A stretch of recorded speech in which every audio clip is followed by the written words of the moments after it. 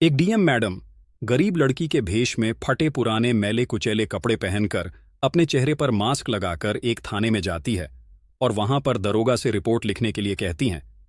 दरोगा कहता है कि शाम के समय कोई रिपोर्ट नहीं लिखी जाती और वह उनसे मना करने लगता है। लेकिन डीएम साहिबा उससे विनती करती है और बार बार दरोगा उनसे मना करता है। लेकिन जब डीएम साहिबा नहीं मानती तो जो दरोगा होता है वह उन्हें धमकाकर वहां से भाग आता है और हवलदार से कहता है कि अगर यह न जाए तो इसे धक्का देकर यहां से बाहर निकाल दो। उसके बाद जैसे ही दरोगा को पता चलता है कि सामने जो लड़की बैठी है ये यहां की डीएम है, तो वह एकदम अपनी कुर्सी से उठकर मैडम के पैरों में गिर जाता है। इसके बाद जो कुछ होता है वह सब आप आज की इस वीडियो में जानेंगे, तो पूरी कहानी की सच्चाई जानने के लिए वीडियो को अंत तक जरूर देखें। साथ ही वीडियो को लाइक करना न भूलें। अगर आप इसी तरह की कहानी सुनना पसंद करते हैं तो हमारे चैनल को सब्सक्राइब जरूर कर लें। उत्तर प्रदेश के एक छोटे से गांव में एक परिवार रहता था। परिवार के अंदर माँ बाप और उनकी एक बेटी थी जिसका नाम था सोनिया। सोनिया के 2 छोटे भाई थे और वह अभी 6ठी क्लास में पढ़ रहे थे। सोनिया ने ग्रेजुएशन कर ली थी और ग्रेजुएशन के बाद वह अपने परिवार की कंडीशंस को समझती है और एक जगह पर नौकरी करने लगती है। अक्सर सोनिया 8 बजे तक अपने घर आ जाया करती थी और इसी तरह से उसकी दिनचर्या चल रही थी। परिवार के पास पैसे ज्यादा तो नहीं थे, लेकिन वह एक हंस खुश परिवार था। परिवार के लोग एक दूसरे के साथ हंसी खुशी रहती और हंसी खुशी समय व्यतीत करते। अभी इसी तरह कुछ वक्त और बीत जाता है। सोनिया अक्सर शाम को घर आती थी, लेकिन एक दिन जब वह वहां से निकलती है तो कुछ बदमाश लड़के जो उसे गांव के होते हैं उसका पीछा करते हैं और उस जगह पर पहुंच जाते हैं जहां वह काम करती है। अब जैसे ही सोनिया उन लड़कों को देखती है तो समझ जाती है, क्योंकि जब भी सोनिया घर से आती तो रास्ते में एक दुकान थी जिस पर वह लड़के हमेशा बैठे हुए मिला करते और सोनिया को आते जाते उसकी तरफ घूर घूर कर देखते थे और तरह तरह की बातें उसके बारे में आपस में करते थे। जब सोनिया उनको वहां देखती हैं तो वह जान जाती है कि उनके इरादे क्या हैं और इसी वजह से सोनिया भागने लगती है। भागते भागते सामने एक ऑटो स्टैंड था जो लगभग 300 मीटर था और वह ऑटो स्टैंड पर पहुंच जाती है जहां पर 2-3 ऑटो खड़े थे।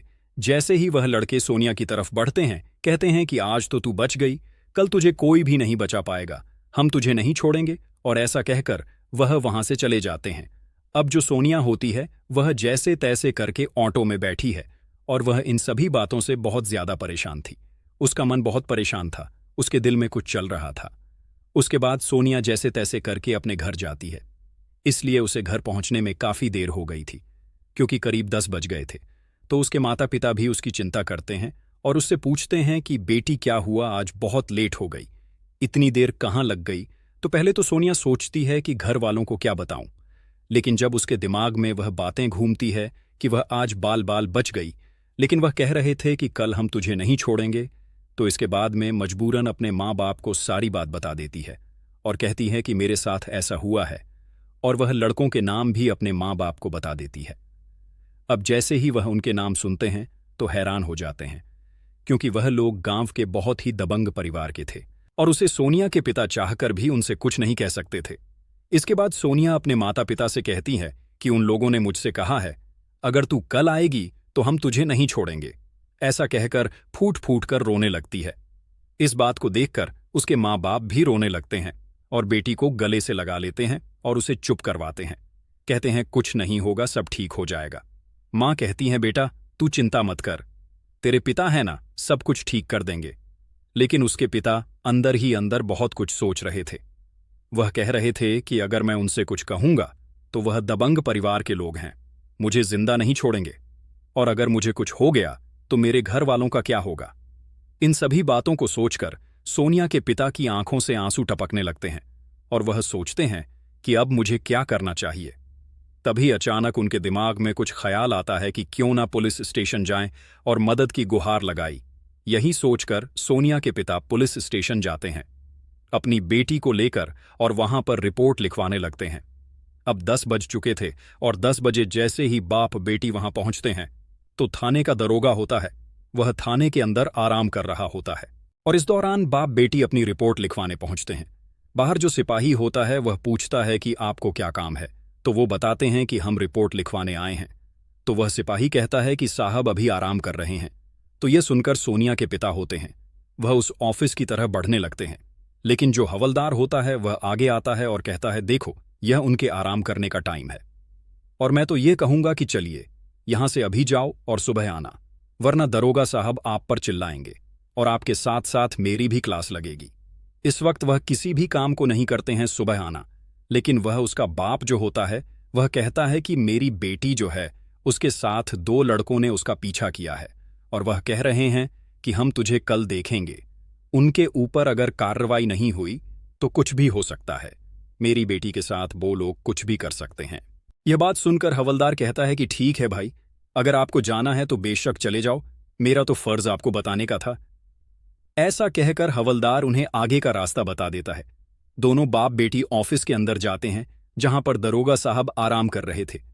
वहां जाने के बाद सोनिया के पिता कहते हैं, वह अपने हाथ जोड़ लेते हैं और उन्हें पूरी कहानी बताते हैं।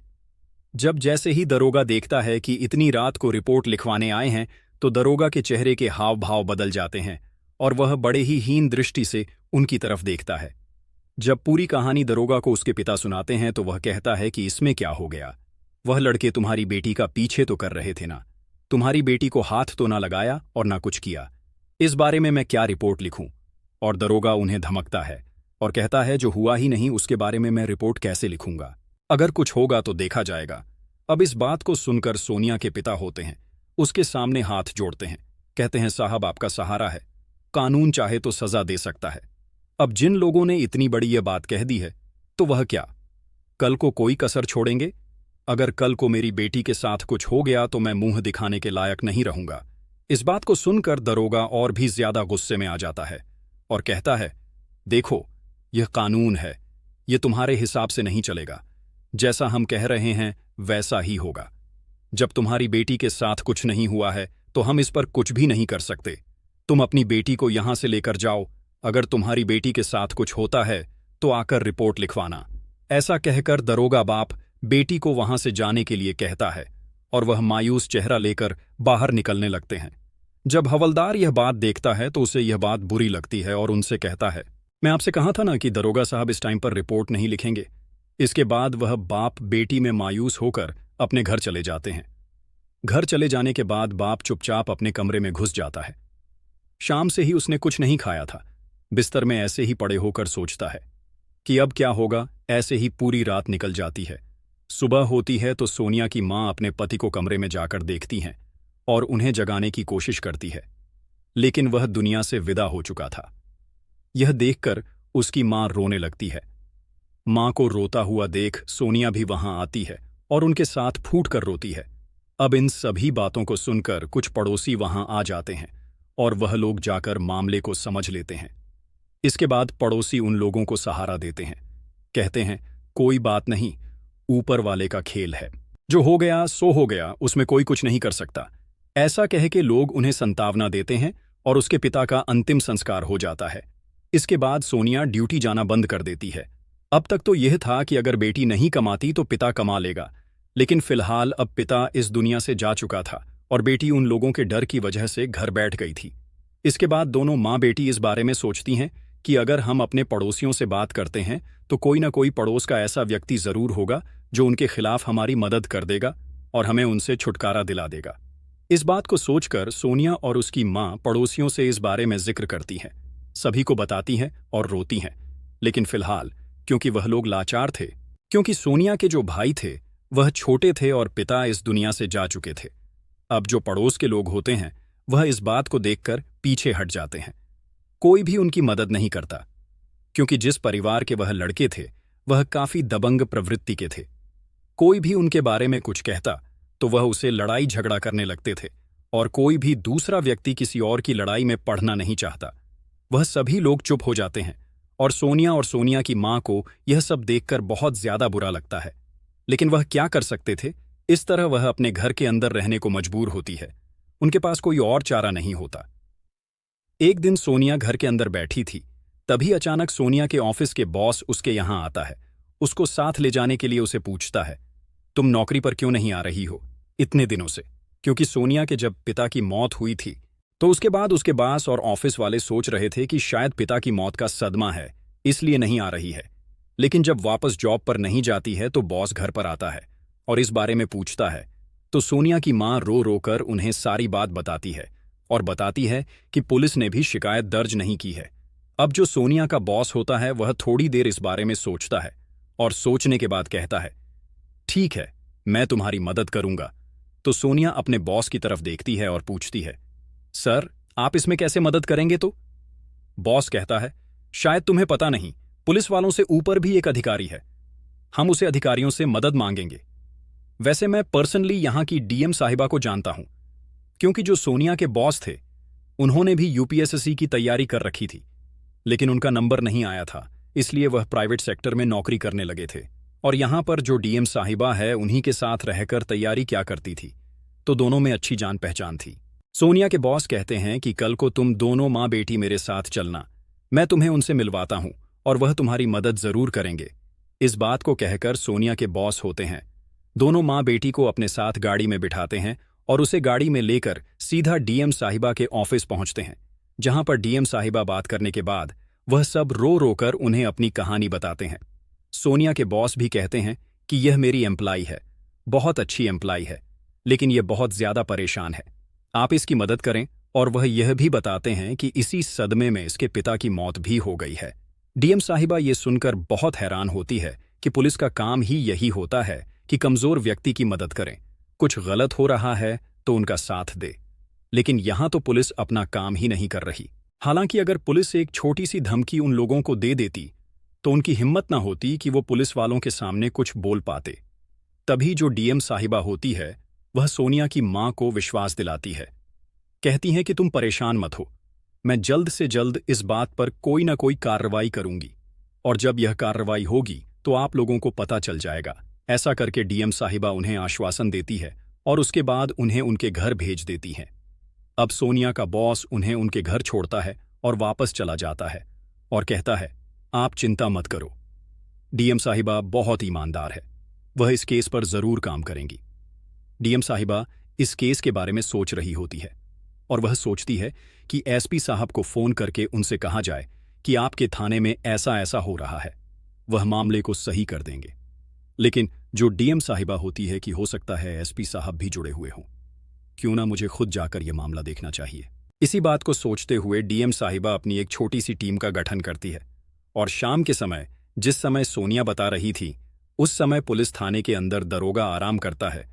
तो इस समय डीएम साहिबा फटे पुराने मैले कुचैले कपड़े पहनती है, अपने चेहरे पर मास्क लगाती है और मास्क लगाने के बाद डीएम साहिबा वहां अपनी टीम को लेकर थाने की तरफ बढ़ती है। लगभग 200 मीटर दूर होती है तो वहीं पर उतर जाती है और टीम से कहती है कि जैसे ही मैं तुम्हें फोन मिलाऊं तो तुम फौरन मेरे पास थाने के अंदर आ जाना और वहां जाकर सिचुएशन संभाल लेना। टीम पूरी तरह तैयार होती है। डीएम साहिबा थाने के अंदर जाती है। थाने के अंदर जाने के बाद सोनिया ने जो बताया था सब कुछ वैसा ही मिलता है। डीएम साहिबा भी से आग्रह करती है और जो उसे रिपोर्ट सोनिया लिखवाने आई थी वही रिपोर्ट उसे बताती है, लेकिन थानेदार उसी हालत में पड़ा हुआ था। कहता है कि अभी रिपोर्ट नहीं लिखी जाएगी और किस बात की रिपोर्ट करें, मुझे कुछ हो गया तो फिर उसके बाद रिपोर्ट लिखने का क्या फायदा होगा, इससे अच्छा तो आप पहले से ही कोई कार्रवाई कर लें। लेकिन वह केस नहीं करता है और ना ही कोई रिपोर्ट लिखता है। कहता है कि देखो, मेरा टाइम बर्बाद मत करो, चुपचाप यहां से चली जाओ वरना मुझे गुस्सा आ जाएगा। लेकिन डीएम साहिबा बार बार आग्रह करती है कि मैं बहुत गरीब हूं, मेरे पिता भी नहीं है, अगर आप ऐसा करोगे मैं किसके पास जाऊंगी, कौन मेरी फरियाद सुनेगा, कौन मेरी मदद करेगा। इस बात को सुनकर दरोगा को और भी गुस्सा आता है। वह हवलदार से कहता है, इस लड़की को धक्के देकर यहां से बाहर निकाल दो। अब जैसे ही डीएम साहिबा यह सुनती है कि दरोगा उन्हें धक्के देकर बाहर निकालने को कह रहा है, तो हवलदार जब उनकी तरफ बढ़ता है तो एकदम से डीएम साहिबा हवलदार को रुकने के लिए कहती हैं और अपना फोन निकालकर अपनी टीम को फोन करके देती है। और जैसे ही वह फोन करती है, टीम अंदर आती है। डीएम साहब अपना मास्क उतारती और बताती है कि मैं यहां की कलेक्टर हूं और तुम जो कुछ भी कर रहे हो उसे बिल्कुल भी बर्दाश्त नहीं किया जाएगा। पूरी टीम थाने के अंदर घुस जाती है और वहां पर आकर सिचुएशन को अपने कंट्रोल में लेने लगती है। अब जैसे ही दरोगा ने देखा है कि सामने जिस लड़की को भगाने की कोशिश कर रहा था धक्के देकर निकाल रहा था, वह तो यहां की कलेक्टर है, तो एकदम से दरोगा की कंपकपी बन जाती है। वह थर थर कांपने लगता है और डीएम साहिबा के पैर पकड़कर उनसे माफी मांगने लगता है। लेकिन डीएम साहिबा अपनी टीम के एक मेंबर को बुलाती है, कहती हैं इसे दूर हटो। दूर हटाने के बाद वह उसे धमकाते हुए कहती हैं कि तुम बहुत गलत कर रहे हो। कोई भी गरीब यहां पर आशा के साथ आता है कि उसकी मदद होगी, लेकिन तुम उसकी मदद ना करके ऐसा करते हो। और वह कहती है कि तुमने जो कुछ भी किया है उसकी सारी करतूत मैंने रिकॉर्ड कर ली है। मेरे पास कैमरा लगा हुआ था, तुम्हें कोई नहीं बचा सकता। इसके बाद वो एसपी साहब को फोन करती है और उनको बुलाती है। उनके सामने सारा मामला रखती है कि पुलिस ऐसे काम कर रही है, किसी गरीब की मदद नहीं करने की। उन्होंने कसम खा रखी है। एसपी साहब दरोगा की क्लास लेते हैं, उसके बाद उसे लाइन हाजिर कर देते हैं। इसके बाद डीएम साहिबा उन लड़कों को गिरफ्तार करने की बात करती है। तभी उस थाने के कुछ पुलिस वाले जाते हैं, लड़कों को पकड़कर लाते हैं और उन्हें जेल में बंद कर दिया जाता है। तभी मैडम कार भेजकर सोनिया और उसकी मां को बुला लेती है और सोनिया जो होती है उससे पूछती है कि क्या यह वही लड़के हैं। तो वह कह देती है, हाँ मैडम, यह वही लड़के हैं। डीएम साहिबा उन लड़कों के सामने जाकर खड़ी होती है, कहती हैं, तुम क्या कह रहे थे? आज तो बच गई, लेकिन हम तुम्हें कल नहीं छोड़ेंगे। अगर तुमने अपनी मां का दूध पिया है तो एक लफ्ज भी अपनी जबान के बाहर निकाल कर दिखाओ, फिर मैं तुम्हें बताती हूं कि मैं क्या चीज हूं। तुम भला इस लड़की के साथ ऐसा कैसे कर सकते हो? जो एसपी साहब होते हैं वह भी लड़कों को डराते धमकाते हैं और कहते हैं, जो तुमने कहा था अगर करके दिखाओ, अगर हिम्मत है तो फिर हम तुम्हें बताते हैं। जब वह लड़के देखते हैं कि डीएम मैडम और एसपी साहब हमारे सामने खड़े हैं तो वह कांपने लगते हैं, उनकी हालत खराब हो जाती है। तभी डीएम साहिबा सोनिया से कहती है, तुम चिंता मत करो, बेफिक्र होकर जियो, अपनी ड्यूटी पर जाया करो। तुम्हें कोई भी दिक्कत हो तो तुम सीधे मेरे ऑफिस आ सकती हो, मैं तुम्हारी मदद करूंगी। इस बात को कहकर मैडम वहां से जाने लगती है और इसके साथ ही एसपी को हिदायत देकर जाती है और कहती है कि दरोगा पर अच्छी तरह से कार्रवाई करना, ताकि यह कभी ऐसा ना कर सके। इसके बाद सोनिया बेफिक्र होकर अपने काम पर जाने लगती है और जब उसके बॉस पूछते हैं कि सोनिया कुछ हुआ या नहीं, तो सोनिया सारा मामला उन्हें बताती है। वह कहती है कि अब सारी जिंदगी आंख उठाकर नहीं देखेंगे। ऐसे कहकर सोनिया बहुत खुश होती है। उसके बाद अपनी ड्यूटी अच्छी तरह से करने लगती है। तो दोस्तों, ये थी आज की कहानी, जहां पर एक लड़की को कुछ लड़कों ने परेशान किया। उसके बाद जब रिपोर्ट लिखवाने गई तो दरोगा ने उसकी रिपोर्ट ना लिखी और फिर डीएम साहिबा ने जो एक्शन लिया उससे सारे पुलिस वाले कांप कर रह गए। ये अपने आप में एक मिसाल है। आप क्या कहना चाहते हो उन डीएम साहिबा के बारे में? आप क्या कहना चाहते हो उन लड़कों के बारे में? आपकी जो भी राय है सोनिया के बारे में आप कमेंट में लिख सकते हैं। वीडियो अच्छी लगी हो तो वीडियो को लाइक और शेयर करें, साथ ही चैनल को सब्सक्राइब कर लें। इन कहानियों को सुनाने का उद्देश्य किसी को परेशान करना बिल्कुल भी नहीं होता है। ये कहानियां आपको सिर्फ इसलिए सुनाई जाती हैं ताकि आप इनसे कुछ सीख सको, उस चीज को अपने जीवन में अप्लाई कर सको। मिलते हैं किसी नई वीडियो में। जय हिंद, जय भारत, धन्यवाद।